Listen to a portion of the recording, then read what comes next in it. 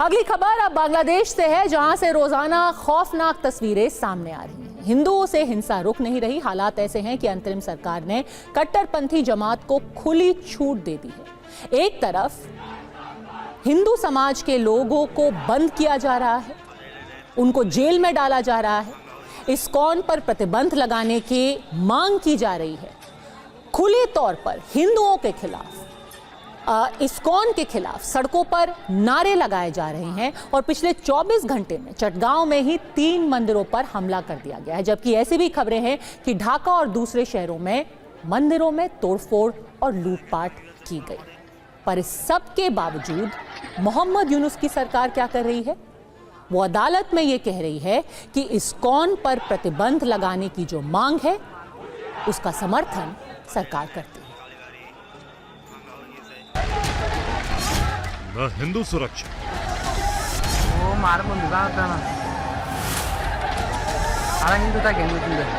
न उनके मंदिर सुरक्षा।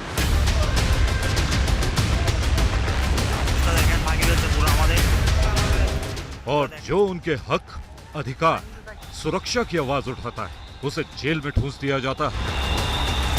आखिर बांग्लादेश में क्या हो रहा है? क्या बांग्लादेश में हिंदुओं का दमन होगा? क्या अब बांग्लादेश में हिंदुओं को भागना पड़ेगा? क्या अब बांग्लादेश से अल्पसंख्यक गायब हो जाएंगे?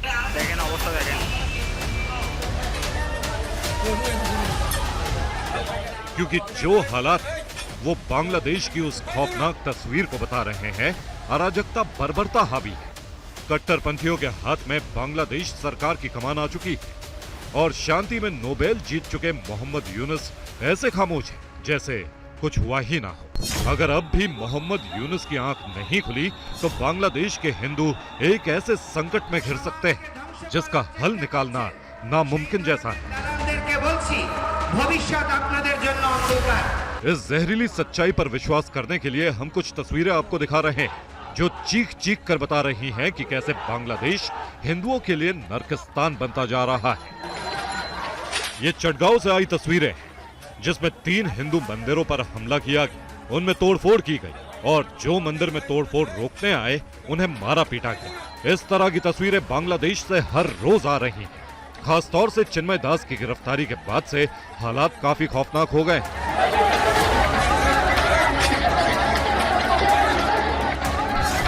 पहला हमला चटगांव के लोकनाथ मंदिर पर किया गया।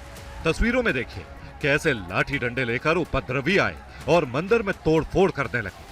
पहले पत्थर फेंके गए, फिर मंदिर की मूर्तियों को लाठी से तोड़ा गया।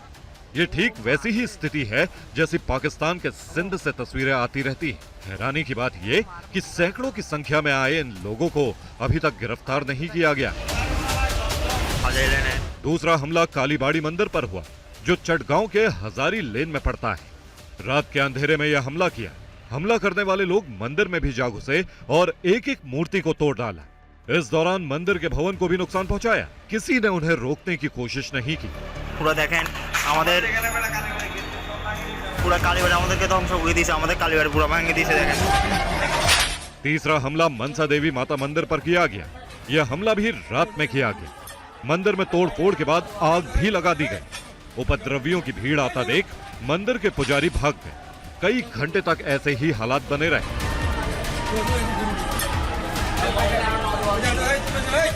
चटगांव में सबसे ज्यादा स्थिति खराब है। कई इलाकों में हिंदू समुदाय के लोग पहरा दे रहे हैं जिससे उपद्रवियों से सुरक्षा हो सके। दरअसल इस हिंसा के पीछे की वजह चिन्मय दास की गिरफ्तारी। हिंदू समुदाय ने उनकी गिरफ्तारी का विरोध किया तो उससे बांग्लादेश के कट्टरपंथी बौखला गए और उपद्रवियों को उकसाकर हमले करा दिए, जिसमें हिंदुओं से आईडी कार्ड मांगे जा रहे थे। हिंदू पता चलते ही उसे मारने लगते थे। इसके बाद 10 से ज्यादा शहरों में प्रदर्शन शुरू हो गया था, जिसके बाद हिंदुओं को पीटा जाने लगा। हालात इतने बदतर हो चुके हैं कि हिंदू समुदाय के लोगों को रात में जागकर पहरा देना पड़ रहा है, क्योंकि पुलिस थाने में फोन करने पर कोई मदद नहीं मिल रही। अब हिंदुओं के सामने सबसे बड़ा सवाल है कि उनकी जिंदगी बांग्लादेश में कैसे सुरक्षित? क्या इसी तरह हिंसा और दंगे का वो शिकार होते रहेंगे या फिर जबरन धर्म परिवर्तन करके उन्हें मुस्लिम बनने के लिए मजबूर होना पड़ेगा? क्योंकि बांग्लादेश की सरकार पर हावी कट्टरपंथियों का मंसूबा यही है। Bureau report, TV9 Bharatvarsh.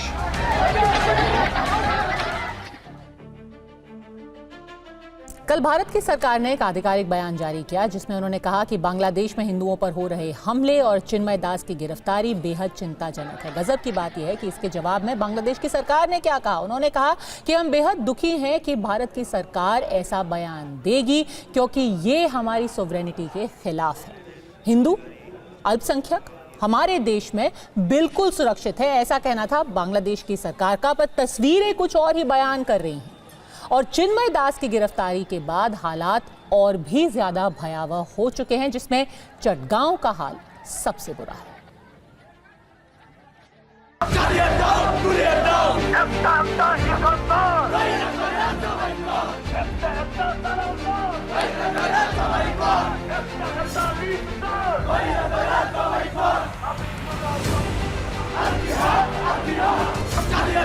Social media पर एक वीडियो वायरल हो रहा है जिसमें इस्कॉन को बैन करने के लिए कट्टरपंथी संगठन जमात के सदस्य रैली निकाल रहे हैं और नारे लगा रहे हैं।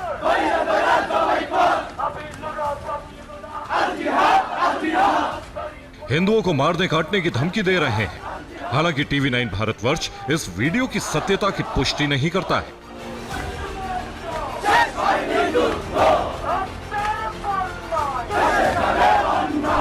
सौ से ज्यादा दिन हो गए जब से बांग्लादेश में हिंदुओं को टारगेट किया जा रहा है। शेख हसीना सरकार के तख्ता पलट के बाद से बांग्लादेश पूरी तरह बदल गया है। बंग में शांति भंग है, अब अराजकता हावी है, खून खराबे के लिए उपद्रवी तैयार है। कोलकाता इस्कॉन के उपाध्यक्ष राधा रमण दास ने एक वीडियो शेयर किया है जिसमें हिंदुओं को जान से मारने की धमकी दी जा रही है और यह धमकी एक साथ सैकड़ों की भीड़ खुलेआम दे रही है। इस वीडियो को हम आपको दिखाते हैं। हालांकि TV9 भारतवर्ष इस वीडियो की सत्यता की पुष्टि नहीं करता है।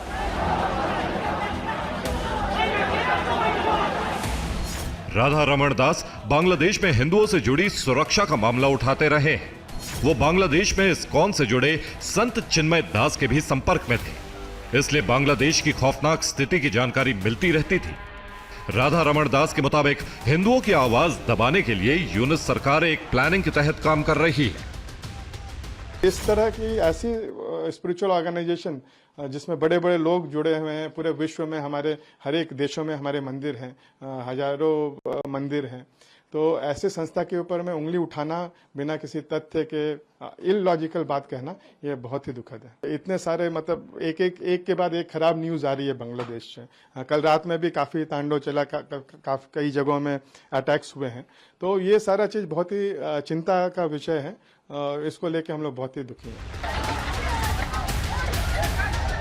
अब खबर यह भी आ रही है कि हिंदुओं की आवाज को दबाने के लिए यूनुस सरकार अब इस्कॉन पर बैन लगाने की तैयारी कर रही है, जबकि इस बीच एक ऐसी तस्वीर आ रही है जिसमें ढाका के सोनाली मार्केट में मौजूद इस्कॉन मंदिर का बोर्ड उतारा जा रहा है। साथ ही धमकी भी दी है कि 24 घंटे में इस्कॉन मंदिर बंद किया जाए। यह धमकी जमात की तरफ से दी गई है। यानी एक तरफ सरकार कानूनी तौर पर इस्कॉन को आतंकी संगठन बताकर बैन लगाने की तैयारी में है, दूसरी तरफ कट्टरपंथी जमात इस्कॉन समिति को धमका रही है। एक कट्टरपंथी संगठन ने बांग्लादेश हाईकोर्ट में इस्कॉन पर बैन लगाने की मांग को लेकर एक याचिका दायर की। याचिका में संस्था पर बैन लगाने के साथ ही चटगांव में इमरजेंसी घोषित करने की भी मांग की गई थी। हाईकोर्ट ने इस याचिका को तुरंत स्वीकार भी लिया। हाईकोर्ट ने यूनुस सरकार से कल तक इस मामले से जुड़ी जानकारियां और इस्कॉन के खिलाफ की गई कार्रवाई बताने के लिए भी कहा है। यानी बांग्लादेश में हिंदुओं को टारगेट किया जा रहा है। चिन्मय दास की गिरफ्तारी के बाद हालात और खौफनाक हो गए। बहुत सारे लोगों भी हत्या किया गया है। हम यही चाहते थे कि भाई क्यों ऐसा हो रहा है, और ये घटना केवल ऐसे पहली बार नहीं हुआ, उससे पहले भी हुआ है। हम पिछले बांग्लादेश जाते हिंदू महाजोट पिछले 18 साल से लगातार यही कह के आ रहा है कि जो घटना घट रहा है इस देश में सनातन धर्म के हिंदू संप्रदाय के ऊपर, उसकी सख्त से सख्त कार्रवाई किया जाए, कानूनी कार्रवाई किया जाए।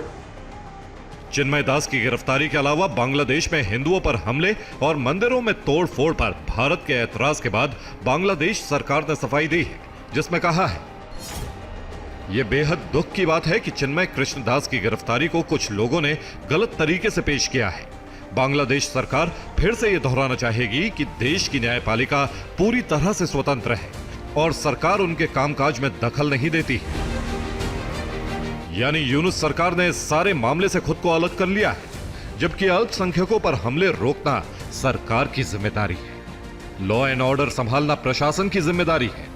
बावजूद इसके सबसे पल्ला झाड़कर यूनुस सरकार ने कट्टरपंथियों और उपद्रवियों को खुली छूट दे दी है, जो बांग्लादेश को नरकिस्तान बनाने पर तुले हैं। Bureau report, TV9 Bharatvarsh.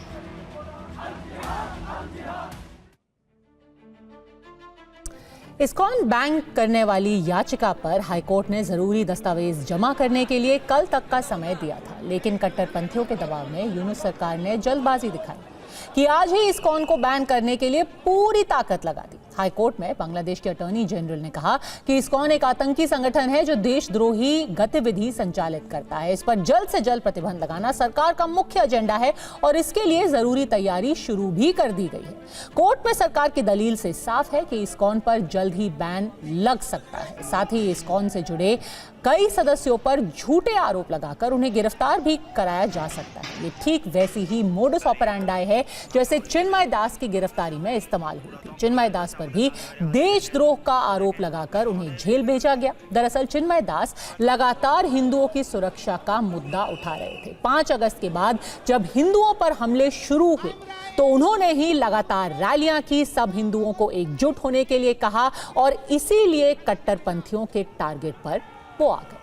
अब कट्टरपंथी संगठन बांग्लादेश में इस्कॉन के मंदिरों पर प्रतिबंध लगाने के लिए सरकार पर दबाव बना रहे हैं, जिसमें जमात इस्लामी और हिफाजत इस्लाम कट्टरपंथी संगठन सबसे आगे हैं।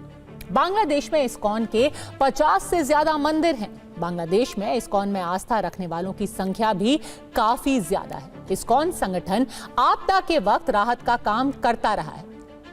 यहां तक कि हाल ही में जब बांग्लादेश में बाढ़ आई थी तो सभी लोगों के लिए इस्कॉन ने ही राहत शिविर भी लगाए थे, जहां मुफ्त का खाना और रहने की सुविधा दी गई थी। ढाका, चटगांव, सिलहट और रंगपुर में इस्कॉन के सबसे बड़े केंद्र हैं, जहां चिन्मय दास ने पिछले कुछ वक्त में रैली की थी।